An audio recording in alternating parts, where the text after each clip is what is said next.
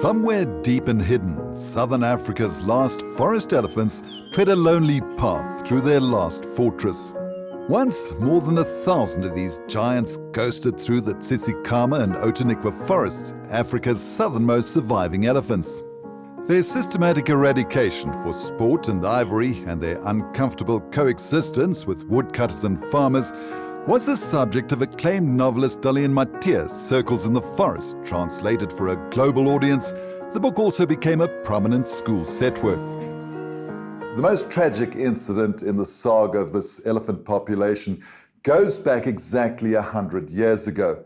That's when the administrator of the Cape, Sir Frederick de Waal, wanted them completely exterminated and hired a professional hunter who, in the space of just over a year, shot 115 elephants. They retreated deep into the forest and became masters of disguise, changing their diet to suit their new home. We're heading into the mountains over rough mountain tracks in search of the mysterious elephants with Sandpark scientist 𝗧𝗵𝗶𝘀. She spent the last 5 years trying to establish just how many elephants actually roam these forests. They're elusive, so she set up 80 camera traps at 40 stations. How extensive was your coverage when you did the survey? We covered the whole entire elephant range. And what we did is we made sure that the whole entire area is covered with camera stations and that the areas between those camera stations are not so big that elephants can hide in that area. The debate over what to do about the Knysna elephants and how many actually roam these dense forests has been raging for the past 50 years. The two men who know them intimately are trackers Wilfred Arai and Karl 𝗀𝗏𝗏𝗏. They've been on the trail for 31 years. They've guided countless researchers through this dense terrain. Hy is soos 'n mens, hy verstaan ons. Ons wil lekker saam met hom deur die bos en dan wanneer hulle 'n bietjie bedruk raak daarvoor, dan hou ons afstand van die olifant af. Hy's redelik, ja. Carl, can you imitate some of the sounds she makes? Photographer and forester Hilton Hurd began working on the elephant tracking project in 1994. When one looks at those photographs, it's amazing how they differ in terms of how the animal comes across. One day, in particular when this photograph was from above, you know, it kind of like just gave it a bull look about it. And then one day you can see the mammary glands, you know, it looks clear that it's a cow. Slowly, through looking at the distinctive ear markings, Hilton realized that they were looking at the same female. In 1994, conservationists were concerned about the shrinking population. 3 baby elephants, survivors of a cull, were brought in from Kruger National Park and kept in a boma right here to get used to the forest. The hope was that the matriarch would teach the Kruger babies the secret paths of the forest and what to eat. But it was winter and the forest was cold and wet. One baby died of pneumonia. They actually did meet up, actually walked together for about 2 months or so, and then eventually there was a big skirmish. The 2 Kruger elephants fled the forest and began wreaking havoc on the farms. The project was abandoned, and the Kruger babies were relocated to 𝗀𝗵𝗏𝗏 Nature Reserve. There was a great flutter and renewed hope in 2007 when conservationist Gareth Patterson claimed he'd found DNA evidence of 5 young cows. He believed there was a viable population along with some roaming bulls. Gareth had heard about American conservation geneticist Laurie Eggert, who extracted DNA from the dung's mucus residue. I did 2 DNA studies in 2007 and 2009, and that was remarkable because we picked up the same 5 females in 2009 as we did in 2007, and we actually picked up a 6th female, which we missed the first time round. But didn't you feel there were some roaming bulls? Yes, I felt at the time that the field studies indicated that there was at least 3 bulls, and we had calves, and the fact that there's been births. But these findings have been questioned as new scientific methods emerge.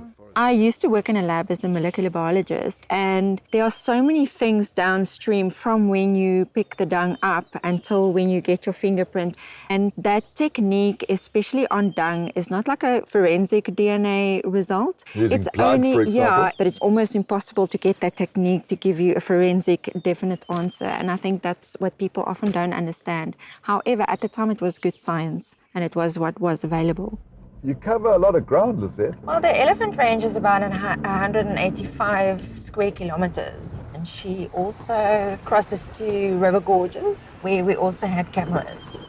When Lizette started her camera trap study in 2014, she really hoped she would find these elephants. But slowly she had to accept what she was seeing. In the 5,000 images taken over 15 months, all she found was one lone female, aged about 45 years. And you're convinced just one female? Yes, yeah. What do you think? Wel die 13 van die 8ste maand die 99 toe ek 2 olifante geontdek. Een jonger olifant en sy was die laaste dryf van daai ouma gewees en daarvan af nie meer tekens gesien nie. En ons vermoed dat sy is jare terug oorlede van 1999 af, ja. She often removes things she doesn't think belong in the forest. She breaks down gates, removes signs, and overturns machines. And the closest thing she can find to a friend is this logger. She's a lonely, solitary figure. What a miserable fate when you consider that elephants are social creatures, and she's been wandering these paths alone now for the past 20 years or more. We've allowed these elephants to go functionally extinct. The camera traps also revealed the secret life of the forest, and it's thriving. Bush pig, bushbuck, leopards at all their stations, caracals, Cape clawless otters, and Southern Africa's most endangered buck, the blue duiker. The bad news is that more and more people are invading their sanctuary with mountain bikes and off-road motorbikes, hemming them in. Park manager Paddy Gordon says this information is critical on how to manage the forest. What is also a very tragic conservation story is that we took so long to know what is going on. As conservationists, we need to constantly look forward. What are we going to do next? What are we going to do differently? Because we don't want to sit here 10, 20 years later and say, oh, look, we've got the last leopard and we've got the last 𝗀𝗏𝗏. Gareth is a well-known conservation figure and makes his living writing books on the elephants and guiding walks. He just doesn't believe the results from the SANParks cameras or the Landmark Foundation leopard study, which covered over 18,000 hectares. He thinks the elephant range is bigger. Scientific papers have shown within species, you've got animals that are camera shy and camera curious. And with this particular female, she's incredibly curious, not only visually, but also by hearing. So they can actually evade at the same time. Gareth, she's got cameras in opposing directions, which would actually film any animal turning around. Yeah, I mean, this one individual, I mean, she just loves the cameras. She really does, yeah. But the other 5 or more, camera shy. Don't you ever have doubts that this is a Houdini act of major proportions? They will prove us wrong time and time again. They will. That's how they are. The recent technology uses black flash, so you don't see the flash. Since then, the scientific community has really embraced this kind of technique. Isn't your optimism about the number of elephants colored by your business of books and tours? Not at all. No, it's nothing to do with that. She is not alone. There are others out there, but it's an imperiled population, and we need to intervene to bring in others here. How we go about that, I don't know. SANParks is convinced there is only one, and saving the last free-roaming wild elephant is extremely complex because she wanders across plantations, farmlands and forests.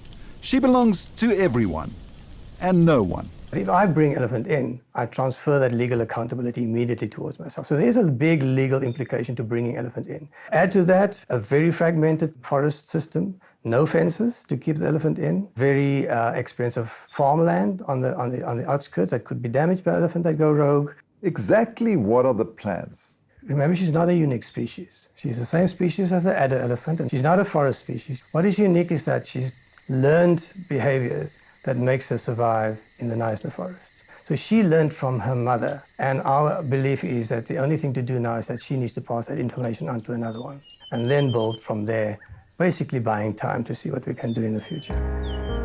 And there's a very real danger she could die before an ethical solution to this complex conservation dilemma is found.